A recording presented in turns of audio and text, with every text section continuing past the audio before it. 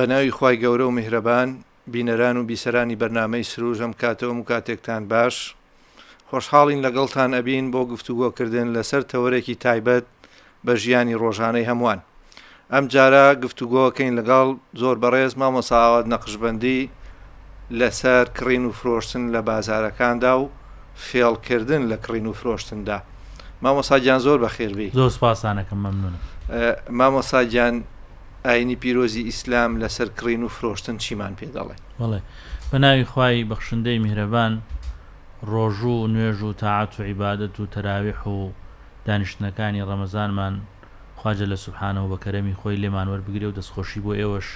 کە هەڵساون بەم بەرنامە جوانە. ئامین. ئەلبەتە کڕین و فرۆشتن یەکێکە لە پێویستیەکانی ڕۆژانەی کۆمەڵگەی مرۆڤایەتی، چونکە کۆمەڵگەی مرۆڤایەتی کۆمەڵگەیەکی پێکەوەییە، کۆمەڵگەیەکە ناتوانێت تاک بژی و دوور لە یەکتری بێ، بەڵکو ئەبێ کە لیەدەینی تەغسیل ئیحداهما الأخرى، ئەبێ یەکێک مامۆسا بێ، یەکێک نووسەر بێ، یەکێک دوکاندار بێ، یەکێک نەجار بێ، یەکێک حەداد بێ، یەکێک فڵان بێ، هەتاوەکو پێکەوە ئەمانە هەر هەمویان کۆ بن و کۆمەڵگە دروستەکەن. لە کاتێکا کەوابوو مرۆڤەکان ناتوانن هەمویان پێداویستی خۆیان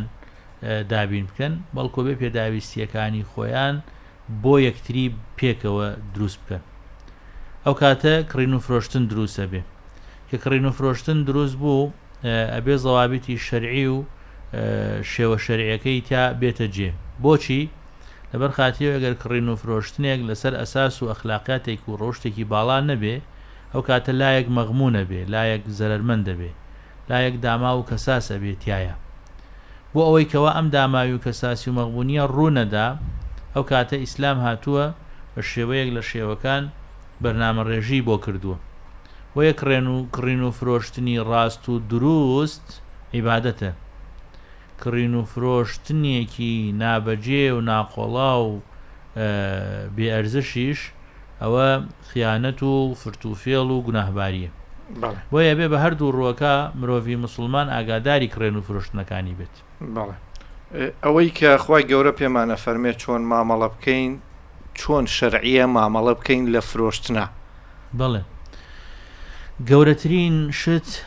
لە بابەتی فرۆشتنە بریتیە لەوەی کە مرۆڤەکە ئەمانەت پارێز بێ لەو شتێک کە لە ژێردەسیایەتی. بنمونە، بۆ نمونە من کاتێک کە ئەمەوێ ئەم قەڵەمە بفرۆشم بە جەنابەت، ئەبێ ڕوونکردنەوەم هەبێ بۆ ئەم قەڵەمە بۆ تۆ، نەک لەسەر حسابێک بێ کە بەیعێکی مەجهول بێ، من بڵێم بە تۆ بڵێم من شتێک پێ ئەفرۆشم، تۆش بڵێ ئەوە منیش قبوڵم کرد. نا، ئەمە شێوەیەک لە شێوە ناشرعیەکانە. ئەبێ چی بێ؟ ئەبێ من بە تۆ بڵێم ئەمە قەڵەمەکەیە، ئاوایە، ڕەنگەکەی ئاوایە، نووسینەکەی ئاوایە، سایزەکەی ئاوایە، هەتاوەکو بگاتە نەتیجەیەک بۆ لای تۆ ببێتە شتێکی معلوم و دیار. ئەگینا ئەگەر معلوم و دیار نەبێ، ئەوە ئەبێتە بەیعێکی مەجهول و خیانەت، ئەمە کارەساتی گەورە ڕووەدا. بەڵێ، ئەم ئەمانەت پارێزیە لە فرۆشتندا یەکێکە لە زەڕوریاتە حەتمیەکانی ناو کۆمەڵگا. پاشان ئەم مرۆڤە بیرەکاتەوە من ئەم شتە ئەفرۆشم، ئەمانەت پارێزم تایە. کاتێککە تۆ پرسیار ئەەکەی وەکو کڕیارێک پرسیارەکەی لە کوالیتی ئەو شتەی کە ئەی کڕی، ڕاستەوخۆ ئەم کەسە ئەبێ بە ڕاست و دروستی پێت بڵێ. بۆ نمونە تۆ ئەڕۆی شتێکە کڕیت لە بازار، دوکاندارەکە پێتەڵێ ئەڵێ ئەم شتە کوالیتیەکەی دەرەجە 3، دەرەجە 4، دەرەجە 5، دەرەجە 1، دەرەجە 2. ڕاستەوخۆ کە وایول لەگەڵ تووە ئۆتۆماتیکیەن هاتووە بەیعەکەی خۆی حەڵال کردووە.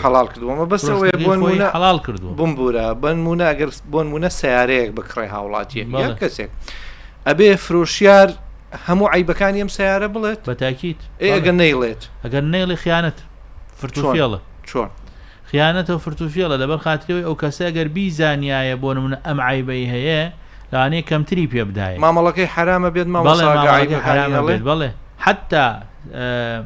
ئەگەر بێت و عیبێکی تیابێ، عیبەکەی نەوت بێ، ئەو کاتە بەیعەکە هەڵ ئەوەشێتەوە کە زانی بە عیبەکە.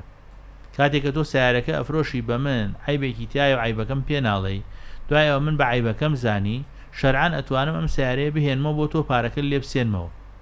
بۆچی؟ لەبەر خاتری ئەوەی عیبێکی تایە و من بە عیبەکەم نەزانی و عیبەکە تۆش نەوتووە. بەڵێ فرۆشیاریش نەیوت فرۆشیاریش نەیوتووە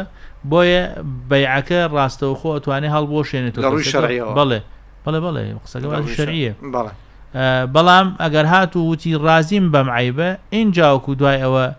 ناتوانێ بەیعەکە هەڵبۆشێنێتەوە. بەڵام هیچ کەسێک نییە بەشتی ماڵی عیبدار ڕازی بێت. مامەڵەی حەراڵ ئەوەیە هەموو عیبی ئەو مولکایە ئەو ماڵە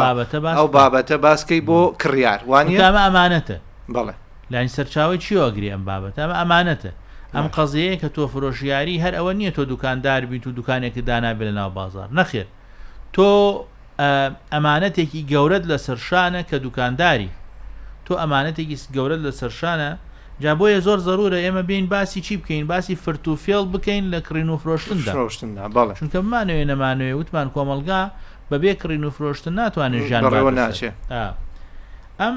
فرت و فێڵکردنە بەڕاستی بۆ نمونە لە لوغەتا لە باسی خیانەتە ئەفەرمێ چی نەقیض الئەمانەتی واتە فرت و فێڵ و خیانەت پێچەوانەی ئەمانەتە ئەسڵوها النەقص بناغە و ئەساسی خیانەت نوقسانکردن و کەلێنکردنە فكأن الخائن ينقص المخون شيئا مما اؤتمن عليه چونکە بۆ ئەو کەسەی کە یە خیانەتەکە لە بابەتەکە یێ لە ئەسڵی بابەتەکە دائڕنێ وەکو ئەوەی کەەوە ئەم بینایەتەوە بێ بناغەکەی فشەڵ بێ بناغەکەی پتەو نەبێ قایم نەبێ ێ ڕاستەوخۆ ئەگەر ئەم بینایش ڕابووە سێ تا ماوەیەک بەڵام دوای ماوەیەکی تر ئەبینی بیناکە ئەڕوخێ لە شەرعی فەرمێ مخالفة الحق بنقض العهد أو التفريط فيما اؤتمن عليه الإنسان مخالفة كردن و پێچەوانە کردنی حق و ڕاستیە بە هەڵوەشانەوەی ئەو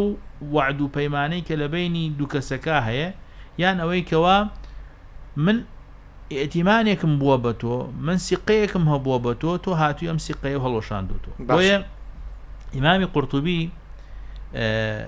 لە تەفسیری ئەو ئاەتا کە خوای گەورە لە سوورەی غافیرە ئاەتی 19 ئەفەرمێ يعلم خائنة الأعين ئەفەرمێ والخیانەة الغدر وإخفاء الشيء واتە خیانەت بریتیە لە فریودان و گۆڵدان و فرتوفێڵ و شاردنەوەی شتێک کە زەرورە باسی بکە. باش مامۆستا شتێک پێڵێن چاوبەستکردن باسی شاردنەوەت کرد یعنی تۆ چی شتێک بکڕی کابراوات لێکا وەکو چاوبەسێکت لێکا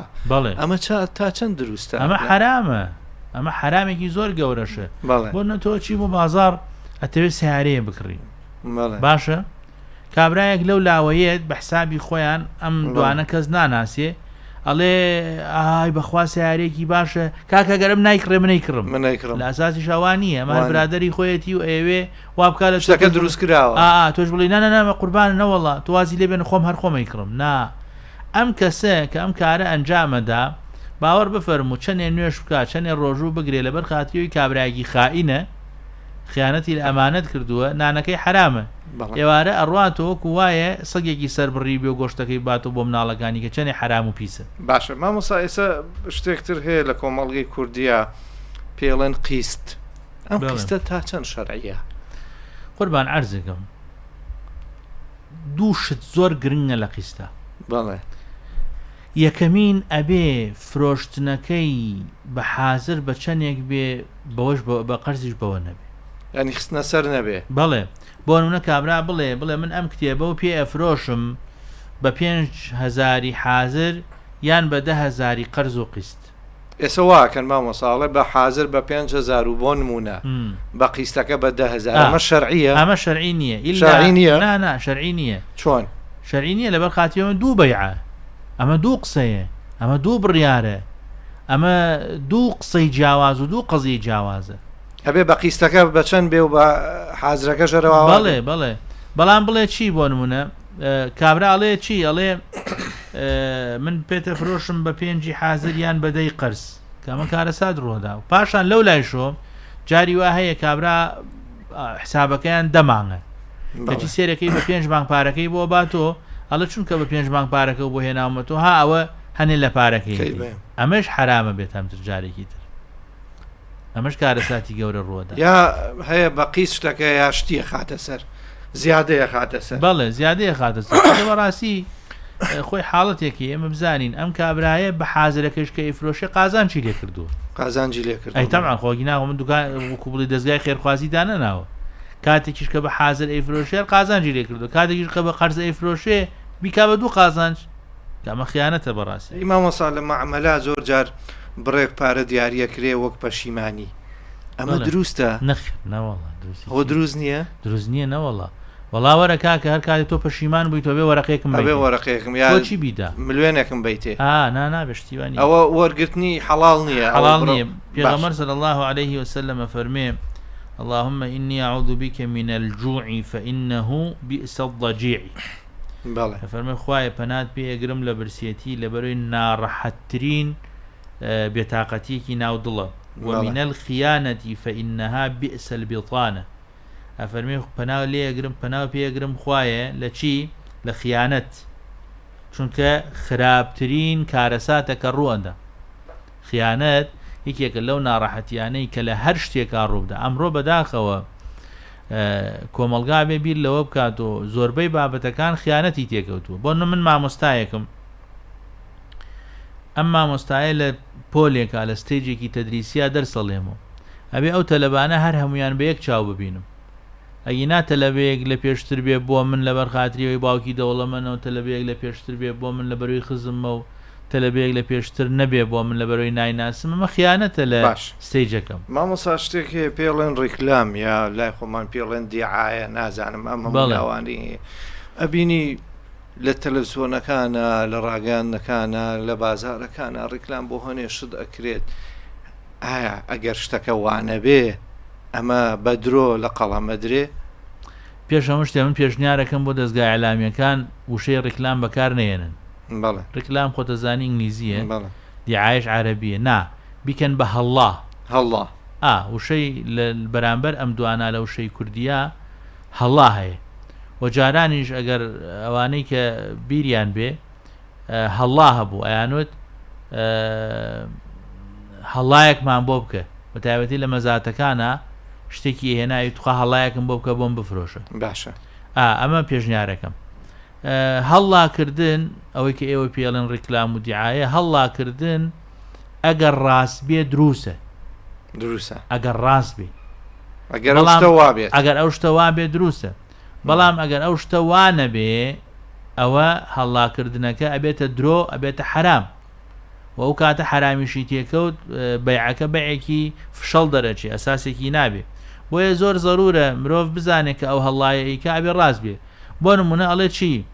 ئەڵێ ئەم سابوونە وێنەی نییە ئەگەر لەویا مەبەستی پێی ئەوە بێ هیچ وێنەیەکی نییە وەڵای غەڵەتە چونکە ئەنواع سابوونمان هەیە بەسیشی پێ ئەوە بێ بڵێ وەڵای ئەمە خواردنەکان ڕیکلامەکەرا بۆ شتینەوە بۆ هەر شتێکە منەوە بۆێنمەوە هەر لە مامۆسا لە ئەو کڕین و فرۆشتنان کە لە ڕێی تۆڕەکانی کۆمەڵایەتی شۆکرێ تۆ شتێکت بیشان ئەیە کە ئەڵێ ئەمە بەوەنە کە شتەکەیەتە بەردگایە گاتە دەسێ ئەو شتە نییە ئەمە تا چەند دروست ئەمە ئەوە شەرعان حرامە ئەتوانی بێیت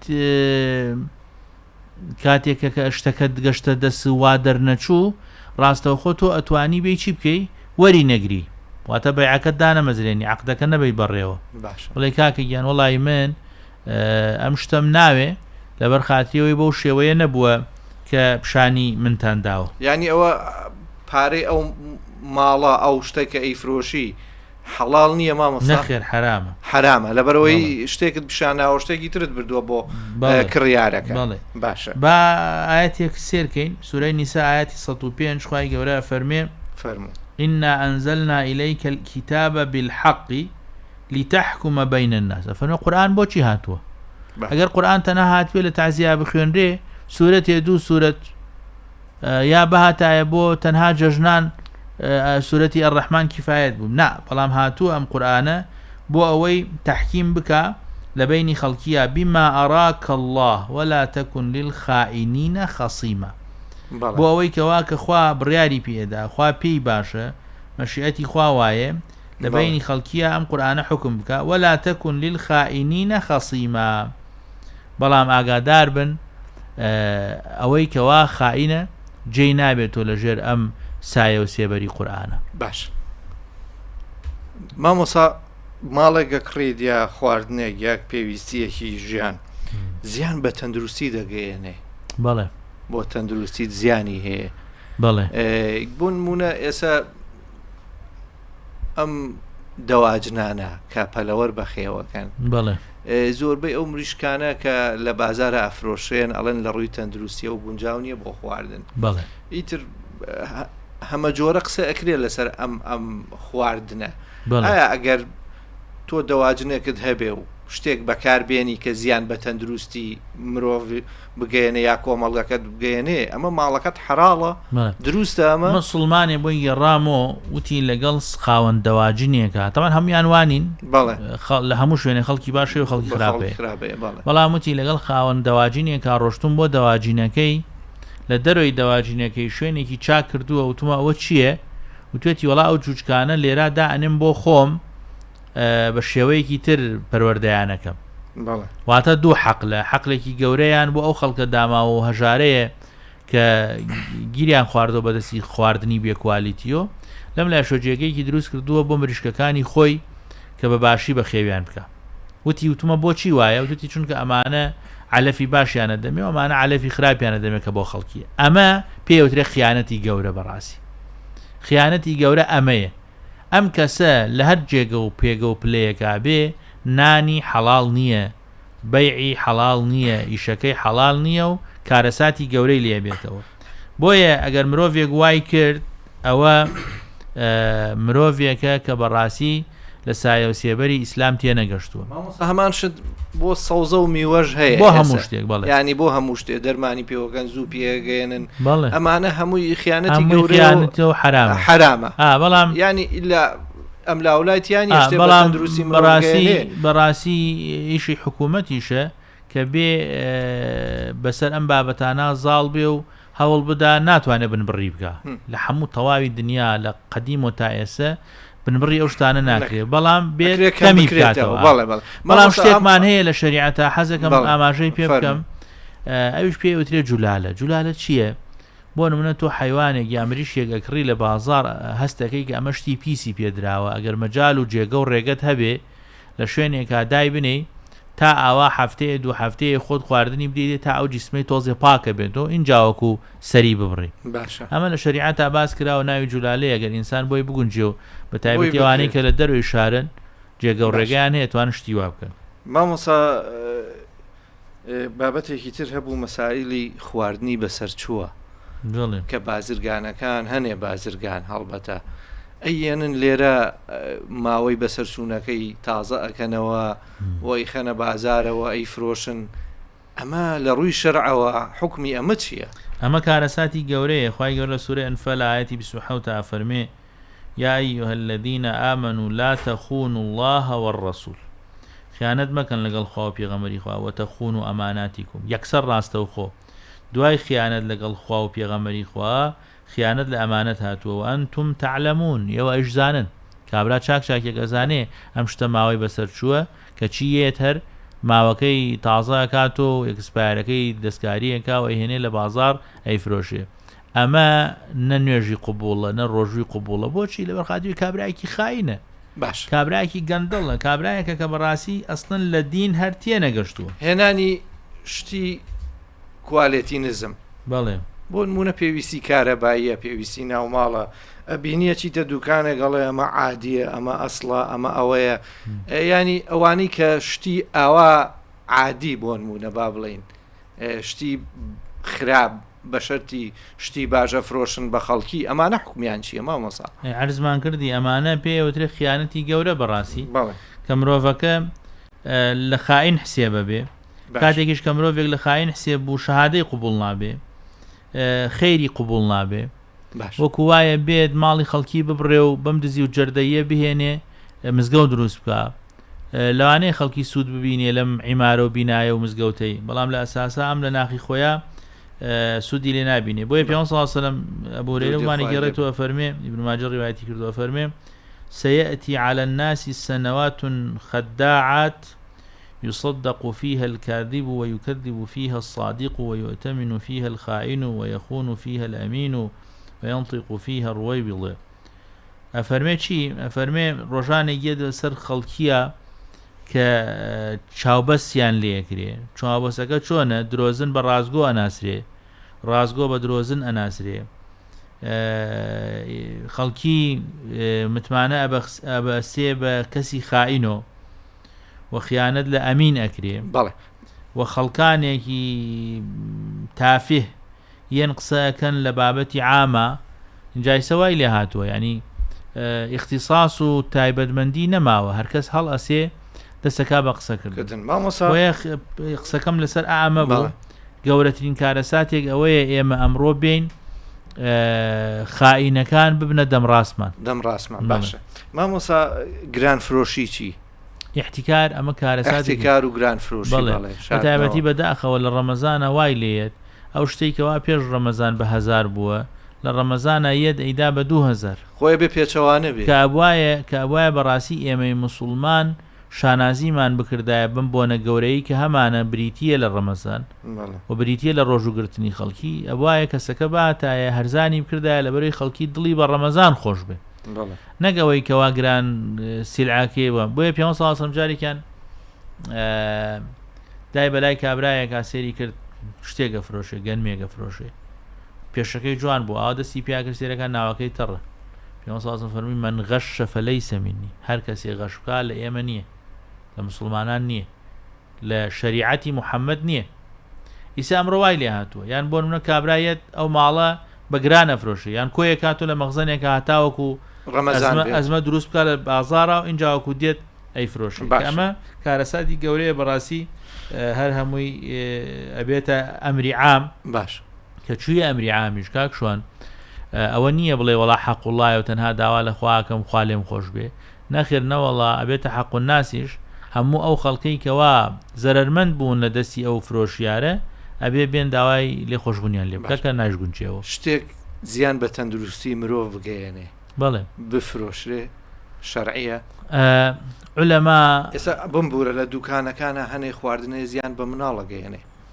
یاخود زۆربەی دکتۆرەکان ئەڵێن جگەرە زیان بە مرۆڤەگەیەنێ بەڵام ئەبینین ئەفرۆشێ و مامەڵی پێوە کرێ یا هەرنێ خواردن هەیە لە دوکانەکاندا ئەفرۆشێ بە مناڵ بە خەڵک بە هەموو توێژێک ئەمانە زیان بە تەندروستی مرۆڤەگەیەنێ ئەمە تا چەند پارەی ئەم شتانە حەراڵە دروستە مامەڵە بەم شتانەوە بکرێ زۆری نەی زانایان پێیان وایە حەڵاڵ و حەرام لەسەر ئەساسی نەس وەساوە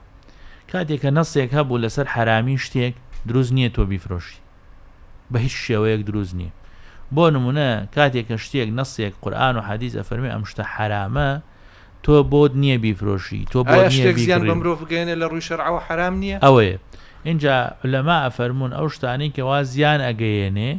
کڕین و فرۆشتن پێوە حرامە بەڵێ زۆرینەی زانایان وافر زۆربەی بۆیە ئەزانی چی لەسەر مەوزوعی جگەرە و ئەو بابەتانە لەبەر خاتی ئەوەی زیان ئەگەیێنێ زۆرینەی زانایان پێیان وایە مامەڵەکردن بەم کارە کارێکی حرامە بۆیە زۆر زەڕورە ئینسانی موسڵمان و خەڵکی لە خواترس هەوڵ بدا جگەرە نەفرۆشێت یان ئەو شتانی وەکو جگەرە وایە وەکو نێرگەلە و ڤەیپ و نازانم چی ئەمانە نەیفرۆشێ بەڵام ئەگەر هات و هەر فرۆشتی بە هیچ شێوەیە قوبوڵ نییە بە خوار 18 ساڵی بفرۆشی مناڵێکە لە ئیبتیداییەکەیە بۆ لای تۆ داوای جگەرت لێەکە با جگەرە فرۆشیشبی لەبەر خاتری ئەوەی ئەگەر چاوەڕێی نانەکەت حەڵال بێ چونکە فرۆشتنی بە مناڵ بە هەموو قەولی عولەما حرامە بە هیچ شێوەیەک دروست نییە باش مامۆستا هەنێ جار ئەچیت بۆ سەیدەلیەک یا دەرمانخانەیەک بڵێن بە کوردی پێویست ئەو نەخۆشی تۆ پێویستی بە یەک پارچە حەبە سیرەکە 5-6 پارچە حەبە دەیاتێ یا دەرمانێکی زۆر دەیاتێ ئەمە تا چەند دروستە هەمووی ئەچێت دەژێر ئەو باسەوە کە باسمان کردوتمان فرتوفێڵ و خیانەتە هەر شتێک لەگەڵ واقع و لەگەڵ زانستمەندی ئەو ئیشا نەگونجێ فرتوفێڵ و خیانەتە کاتێککە من نەخۆشم و پێویستیم بە یەک پارچە حەبە تۆ دکتۆری 2 پارچە مەدەیتیەوە تۆ خیانەتە لە پیشەکەت کردو تۆ بە خاین حسێبی ڕاستەوخۆ مامۆساجان ئێمە شتێکی وەمان نەماوەگە لە کۆتایە شتێکت مابێ من حەزەکەم ئەو فەرمودەی پێغەمبەر صلی الله عليه وسلم عرضتان بکەم پێغەمبەری نازدارە فەرمێ لكل غادر لواء يوم القيامة يرفع له بقدر غدره لروج قيامته همو كسيكي غدر كر وخيانة كر عليكي بدسوية حتى وكو غدركي قوربي علاكش او نبرزبي لبروي همو خلقي بي بين كاما كسيكي خاين بو خواهي قورة طاعت عبادي همو لا يقبولك إن شاء الله آمين. طاعت و ڕۆژوتان قبول بێ تا دیداری داهاتوو بەخواتان ئەسپێرین.